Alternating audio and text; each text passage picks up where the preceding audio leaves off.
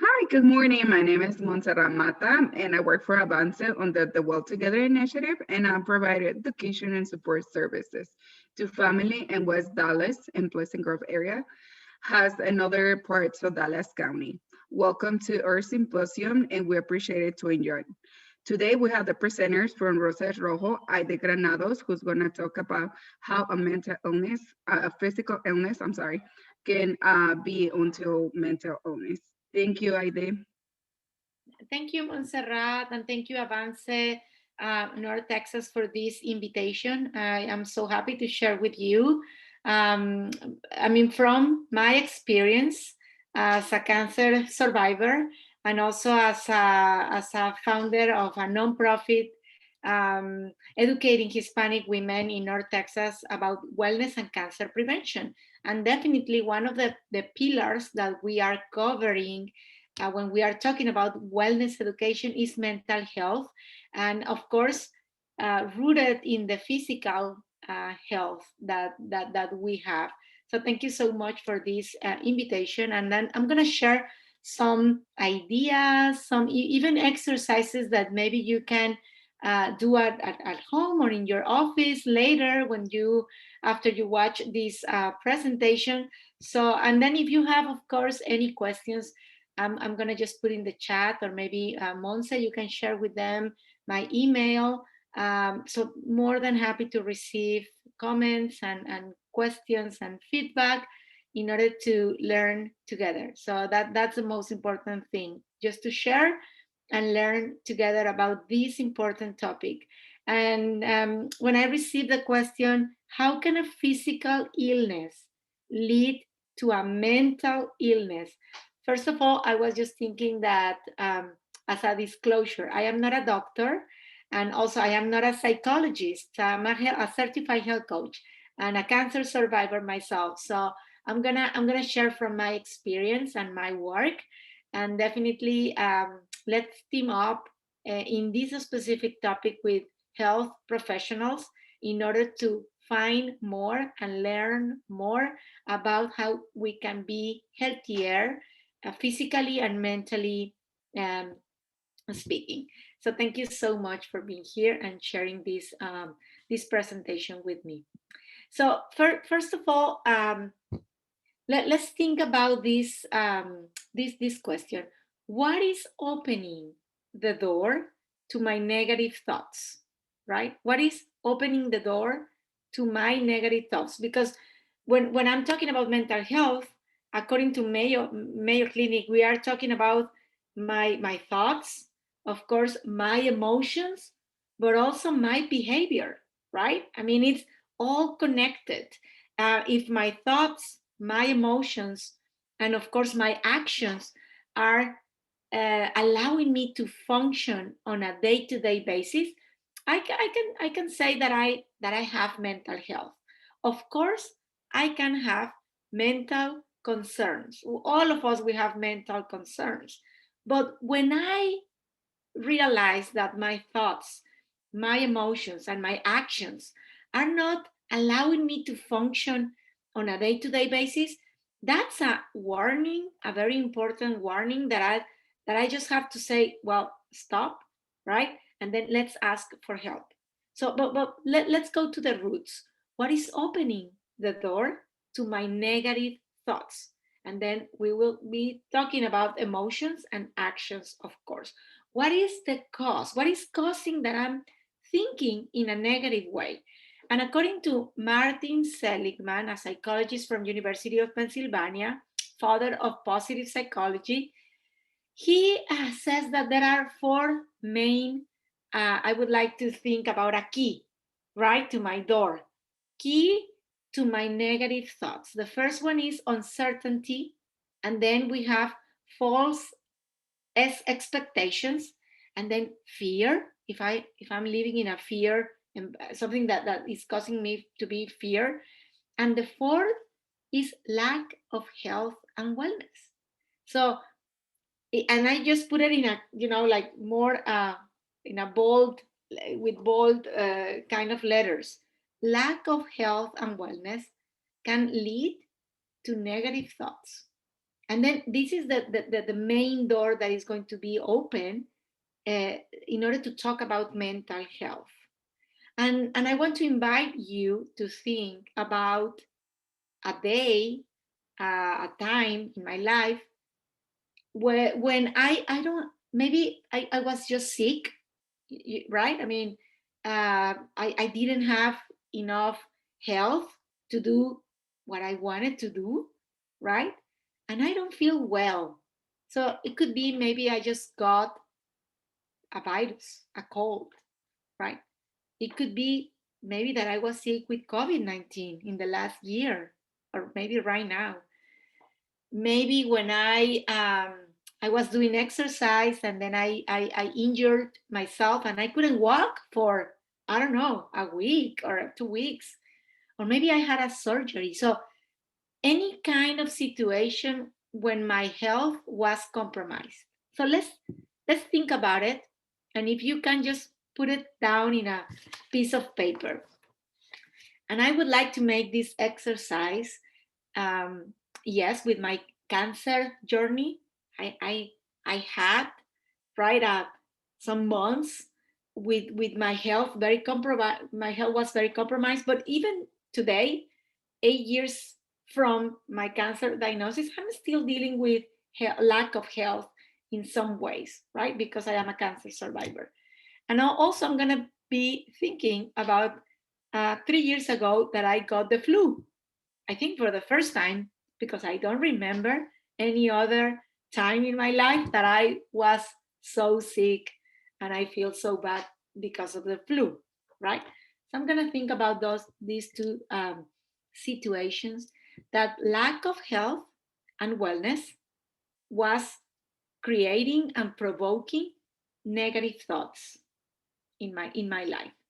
What happened next? That was the key to open the door to my negative thoughts. And let's think about those situations. For me, it's going to be the flu diagnosis and the cancer diagnosis. And let's feel a little bit of everything. I'm going to remember those times and let's feel a little bit of everything. Because Daniel Goleman, who is the father of the emotional intelligence, I love this quote from him. He says that to feel emotions is what makes our life full. And Daniel Goleman is not saying, you know what, Aide, you know what, Monse, to feel uh, just pleasant emotions is what is going to make your life full. Daniel Goleman is talking about all kind of emotions. And we can see in this image, we have some sad faces and happy faces, right? Maybe some worried faces and some just joyful faces. All emotions are going to make my life full. So even during the flu or during my cancer journey, I was feeling those emotions. And it was part of making my life full. That's the key. Okay, I know that I didn't have health and wellness. That was a key to open the door to my negative thoughts. But then I was just reflecting on my emotions, because mental, emotional, and physical health are interrelated in order to function on a day-to-day basis, right? So if I am ready feeling an emotion because of a lack of health and wellness, what should I do with that? Because I'm feeling that. Well, the first thing that we want to invite you to do is just to put that emotion a name. And I used to say not only a name, but like first name and last name. Let's be as specific. When somebody in this I don't know, by phone or in a meeting, and they used to ask me, how are you, Aide? And maybe because I am in a hurry, I used to say, I'm okay, thank you. And you? Right? Or maybe I'm having a bad day, I have a headache, lack of health, or I don't know, I have allergies, lack of health, or something more serious, and I'm gonna say, I am not that okay, or I feel bad. But sometimes good and bad, okay and not okay, it's like are kind of words to describe how am I feeling today. And I want to go further with you. If I feel an emotion when I am sick, when I have an illness, what should I do? Please, let's start putting that emotion a name. Let's name it. And I have this resource for you. This is from Dr. Robert Plutchik. He's a psychologist here in the United States, in Florida. And I love from Dr. Plutchik the wheel of emotion, the wheel of emotion. And for me, and for the programs that we have in Rosa es Rojo, this is an amazing tool that is going to work like a vocabulary, like a dictionary. So it's not only that I feel okay or not okay, good or bad. So now with this wheel of emotion, I can describe how do I feel today if I have a lack of health, right? If I have negative thoughts, maybe, oh my gosh, this headache is the worst thing. Maybe I have something inside my head, or I'm gonna die. That's a negative thought. Or I am not gonna see my children anymore. That's the kind of negative thoughts that sometimes we have when we um, are dealing with a illness, right? But let's put a name in that emotion. Not only negative thoughts, but then let's reflect on what I am feeling. And this is an amazing tool to do that. As we can see in the circle that is in the middle of this kind of wheel or flower, right? We are gonna find the most intense emotions, and we will find pleasant emotions, but also unpleasant emotions. Personally, I don't like, I am not comfortable saying negative and positive emotions, because I believe, as Daniel Goleman were sharing, that all emotions have a purpose in my life, right? Has a goal, an objective. So I better like to say that we have pleasant emotions and unpleasant emotions, right? And even with the unpleasant emotions, I can work with them, that we are going to see some exercises later, in order to put them in my favor. And that my actions can be some actions that can put me close to that well-being that I'm looking, right, for. So we can find something like ecstasy or admiration, pleasant emotions, right? And then we have joy, trust, acceptance, serenity, love. But also we can find something like grief, rage, anger, disgust, sadness, right? But other less intense, like I am bored. Maybe I am bored. I am not disgust. I don't hate this. I am just bored, right? So when we put a name, we are we are aware of the things that we are dealing with, right? Name, first name, and last name. So this is a resource. So let's think about those times that I was sick, with my flu, with my cancer journey. And then if I just go deep to my emotions and say, I mean, I felt a lot of emotions. But if I just want to pick one, when I got the flu, I would say I was anger. I was angry, right? Because I remember that I had to be in a presentation, um, in a very important grant for Rosas Rojo, and I couldn't be there because I was in bed. So I remember that I was angry because of that, right? And then when I was just thinking about my cancer journey, I would say that I was feeling grief, right? And sadness and grief. I couldn't believe that that was happening to me when I received the diagnosis, right? My mom, my dad, my stepmom, my grandmother passed away from cancer, and now me with my daughter. She was 3 years old. So just putting that name, when I put that name, I was in a better position to work with my well being, right? I was angry. So I did something not to be angry anymore, right? To take action. And then I was feeling sadness and grief. And definitely Rosas Rojo was part of that exercise of using or putting that unpleasant emotion to my favor and do something, an action to add to my well-being. Okay, so put a name on those emotions that you are feeling. Negative thoughts, the key, one of the keys is lack of health and wellness. And then just go deep to your emotions and put a name to those. And this is a phrase from the book that is called Option B from Sheryl Sandberg and Adam Grant. And I love this phrase because it says, to be better, we need to recognize what we are feeling, be it pleasant or unpleasant, so we can process those emotions and move on.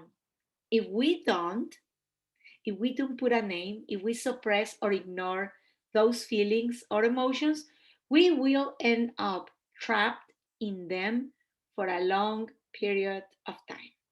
And I think this long period of time, that's what is most concerning when we are talking about mental health.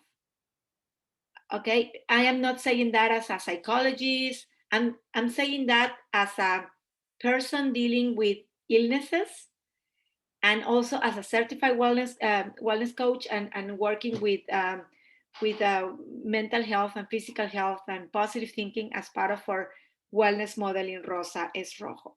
If I am stuck in sadness for a long period of time, or very stressed, or with that anger, my mental health is going to be compromised. And we can talk about chronic depression or anxiety or some other kind of mental health issues, right? But if I just started to recognize and say, yes, I don't feel okay, I feel this emotion and this emotion and this emotion, I'm going to be in a better place to start working with them and put them in my favor, to take action towards my well being and not against my well being. I will be able to function on a day-to-day basis. And we can, I think we can see this because um, there is sometimes that maybe I am not sleeping okay, but that doesn't mean that I have a mental health. Maybe I have a mental concern, right? I'm worried about my daughter. I'm worried about the COVID-19 pandemic situation. I'm worried about, I don't know, many things, right? And maybe I am not sleeping okay, but I don't have a mental health. I have a mental concern. But if my sleep, and then even maybe I have a eating disorder, maybe I have palpitations, right? I mean, and I don't want to leave my bed. I am not taking a shower. I am not eating okay. So that's some signs, right? That is telling me either you are not functioning on a day-to-day basis. You need help. You need to ask for help. And there are, I'm sure that with Avance, we have an amazing resource to say, where can I go to ask for that help? Who can help me with that? So please do it. If we recognize that is on my day to day, I cannot function, right? It's not only a mental concern, but a mental health situation. So don't suppress, don't ignore those feelings or emotions. Be proud of them. And then, because we don't want to be trapped in them for a long period of time if they are unpleasant, right? And then, of course, again, thinking about Martin Seligman. He says that we can learn to be optimistic. And when I learned about this, that was so powerful for my mental health, because I was thinking that I needed to be born as an optimistic person, right? Because I have some friends that they are super, like, smiling and positive. And there are others that I was saying, like, what's going on? I mean, every time that I talk to him or to her, I can feel my emotions to go down. And then Martin Seligman, as a psychologist and researcher, he's saying that we can learn to be optimistic. So I was very curious, and I was saying, I want to learn to be more optimistic. We can practice. We can do some specific exercises that we are going to share, only 5 right now, because this is not a long workshop. This is just a talk. But I'm positive that if we can identify, if we have mental concern, and then we can practice these exercises, I can be better. That's great. But if we have a mental health situation, even practicing these exercises is not helping me, I need to ask for help with a professional, um, health professional, with a doctor, with a therapist, with a counselor. We need to ask for help. Okay, so let's talk about some of the exercise. Of course, we already said, put a name to your emotions, right? But then how can I do with that? I already said I was angry when I was in bed because of my flu, and I couldn't present this my pitch with Rosas Rojo. And also I was feeling sad, and I was feeling that grief when I received my cancer journey. Well, the first thing that we can do is breathe. And maybe we say, Aide, but I'm breathing every single day, I'm breathing. But sometimes we are not breathing in a more conscious way, right? I'm talking about conscious breathing, or diaphragmatical. I don't know if I am saying that word in English correctly. Breathing with my diaphragm. That this is a muscle that we have just right here.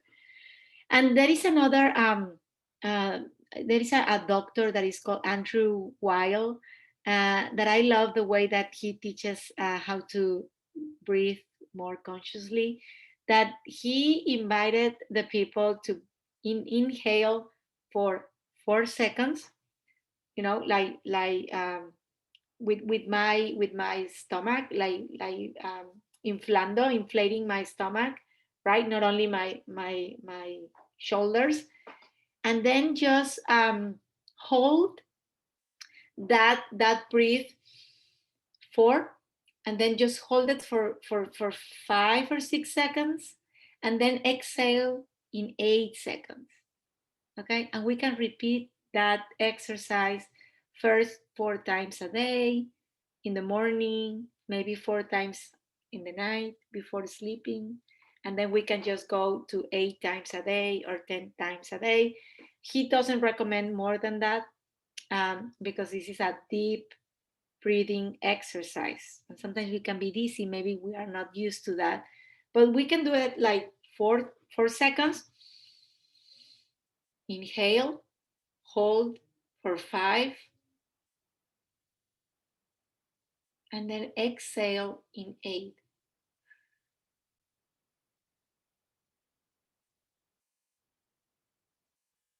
And then repeat. That's conscious breathing. And there are more techniques. There are different techniques for conscious breathing. This is just one. But first, if I am with that lack of health, negative thoughts, unpleasant emotions, the first thing that I personally do is breathing. The beautiful thing about breathing is that I can breathe consciously in my car, in front of my doctor, when I am receiving my medicine, right? When I am just talking to a person that is, I am feeling that negative thought, unpleasant emotion. I can do that. I don't need money. I don't need more resources. in order to do a conscious breathing. Okay, we call it in Roses Rojo 911 breathing, because that's the first thing that we can do when we are having negative thoughts and unpleasant emotions because of a lack of health or any other cause. And then second, I would say recommendation to work with unpleasant emotions is distractions and hobbies. And I can see an image of a person doing exercise. For me, it's so important when I am feeling that, just going outside and walk or run, even if I don't want, because I know that is I'm gonna have a positive reaction. Okay, this is important. Even when I don't want, I'm gonna do that distraction or hobby. There are some other people that like to take pictures. Let's go and take pictures, or writing, or maybe painting, doing poetry. But just look for that distraction and hobby, and that's gonna bring some unpleasant emotion. I am not saying that with these techniques we are gonna solve the adversity. We are not talking about that. When we have a lack of health and wellness, when we have any other adversity, we don't have a magic wand to disappear that. We are talking about dealing with and learning with that adversity, that challenge, in order to grow and flourish. That is the definition that I like for resiliency, right? Grow and flourish. So I breathe, I put a name, and then I breathe, and then I'm gonna look for a distraction or hobby, okay? Just to create more pleasant emotions. Third technique, or fourth, if we are counting, putting a name as the first one, mindfulness practices. Mindfulness practices. Okay, I already put a name. I was feeling anger, and then I was breathing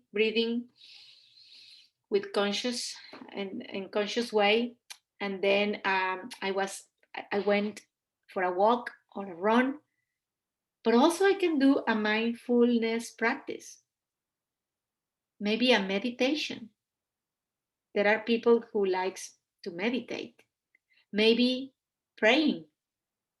When I pray, I can bring pleasant emotions to my life and to my well-being, right? Maybe a visualization. There are some other people who likes to do kind of a meditation, but with our senses, so we can visualize something. So that's also is going to help us to find center and to bring more pleasant emotions that are going to help to feel better and to add to our well-being. Another technique, empathy and helping each other.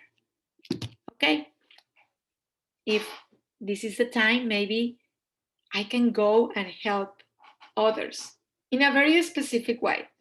And maybe I can realize that my adversity is not the end of the world, right? Maybe it is for me, but maybe for others, I can see what others are suffering, and I can say, well, and I can feel better. I can feel more pleasant emotions if I help others. So that's an exercise that I strongly recommend, but also I am going to invite you to think, when is the right moment for you to go out and help other people? Because I need to be strong enough, right, to do that. And we respect that time. It's a different time for each person. So if that practice to go out and help is going to add to my well-being, to my pleasant emotions, and then to my now positive thinking, let's keep doing that. If right now it was not a good experience for me, I couldn't add pleasant emotions, positive thinking, maybe I just need to hold on that practice, on that technique, and then just do it that later. Okay, empathy and helping each other. And the fifth that I want to share is the gratitude journal. There is also research evidence that is showing that when we are using a gratitude journal, okay, we can also bring pleasant emotions and positive thinking to our life, even when we have a lack of health and wellness, and feel better. Feel better. How is this the gratitude journal? There are some electronic versions, apps, but I love to write it down in a piece of paper in this book that I have, right? And every single night before just going to bed, I'm just gonna write 3 things that I can be thankful for today and why I am feeling thankful for maybe my shoes or having a car to go to drop off my daughter to the school, right? I mean, why? Because this reason, I mean, or because I have I mean, yes, I know that I am in a cancer journey, but I have a doctor, I have an oncologist, I have a hospital, I have a medicine, right? And I can just think about not only the 3 things that I'm thankful for, but why, the reason that I am thankful for. And maybe at the beginning, maybe for some people it's going to be hard to identify, but also is the evidence base show us that behind the gratitude journal that we are going to create a habit, and it's going to be every single day more easier to identify what are the things that I can be grateful for and why, the reason behind them. So also I invite you to do that. With these exercises, naming our emotions, right? And then breathing, distractions and hobbies, mindfulness practices, of course, empathy and helping each other when it is the time, and just using a gratitude journal. What I want to what I want to invite you is just to start changing emotions, positive thinking, thoughts, in order that to have an action. Okay, what I'm gonna say is an action. What I'm gonna eat is an action. Even what I'm gonna be thinking or watching or reading is an action. But I need my emotions and my thoughts to be in in in a better position in order to have those actions walking towards my well-being, my function on a day-to-day basis, and not the other way, right? Towards my illness, and definitely something that is not going to be good for me. Okay. There is another list that I want to share with you from an author that is called she's called Barbara Fredrickson, another psychologist. Also, she has been doing research in positive psychology, and she has a book that I really like. The name of the book is Love 2.0. That's the name of the book. Amor 2.0, Love 2.0. And in that book, she's talking about love. And she's talking about love as a pleasant emotion to heal. Look, I mean, listen to that. To heal something. We are talking about healing physically and emotionally. So I was very interested in that book and in Barbara Fredrickson's research. And one of the things that she was sharing in that book is the 10 most powerful, pleasant emotions in the world from a research that she was conducting, right? And she came up with this list. The first one is joy, and I'm going to invite you to write the 10 most pleasant emotions in the world, okay? For an exercise that I'm going to invite you to do later. Joy, gratitude, the third, serenity, then interest, hope, pride, surprise, inspiration, awe, and love. And what Barbara Fredrickson was sharing is, it was the question like, how many times a day during my day, let's say today, it's midday, right? But I mean, as of right now, have I felt joy and gratitude and serenity and interest and hope and pride and surprise and inspiration and awe and love? Big question mark. Maybe yes, maybe no. And she was saying that it is not the responsibility of my husband or maybe my sister that is here visiting me, or my daughter or my friend or my coworkers. They are not responsible for me in order to feel these powerful emotions. It is my responsibility. So what have I done today to feel joy? What have I done today to feel serenity? What have I done today to feel love? Maybe I haven't done anything. But maybe yes, I can tell you, you know what? I mean, this morning I had my 15 minutes of praying and meditation, because that specific practice brings me serenity. So I already can put a check mark on serenity, right? And then I was just sharing, you know, my breakfast with my nieces and my sister, and I was feeling love. Check in love, right? And then later in the day, I'm gonna go for the first time, I'm going to confess that, to a baseball game. First time in my life. So I know that I'm gonna feel surprise and awe, right? So I'm gonna just be ready at night to put a check mark on surprise and awe. But I am provoking these pleasant emotions. It is not that I'm here just sitting saying, let's see if Monse will call me, and she will call me, and then I'm gonna feel surprised, right? It's great if Monse called me, right? But what I'm gonna do? Maybe I'm gonna listen to my favorite song. Maybe I'm gonna read one of my favorite chapters in one book. Maybe I'm gonna play with my kid this afternoon, or watch a movie with my husband, or prepare.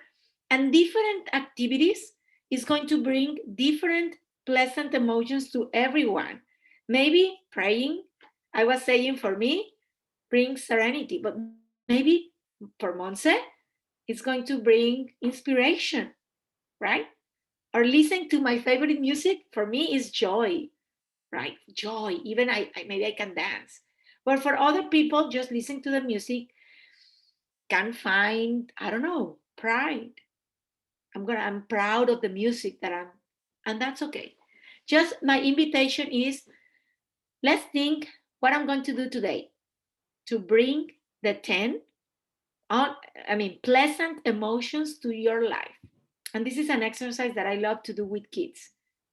So it's not that nothing, fun happened today. Well, but what are you gonna create to do that? What are you gonna create to bring the pleasant emotions to your life? Because when we bring more, I mean, it's not again the magic wand. The adversity is there, my challenge is there, even my illness maybe is there, right?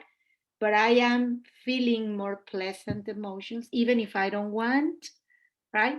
In order that my body can even produce, the hormones, the good hormones, not the stress hormones, hormonas de la felicidad, that is going to help me to feel better. Even that maybe if I am in a treatment, that treatment can work better. That's the trick about all these uh, mental concerns, mental illness, and bringing more positive thoughts and pleasant emotions in order to have actions towards wellness, my well-being.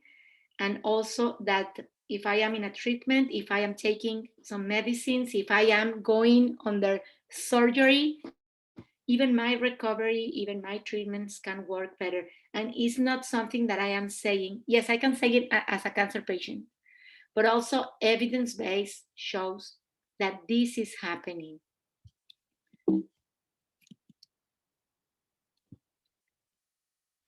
And we are almost concluding, but at the beginning of this talk, I asked you to think on a time that we were sick, right? And I chose the flu and my cancer journey.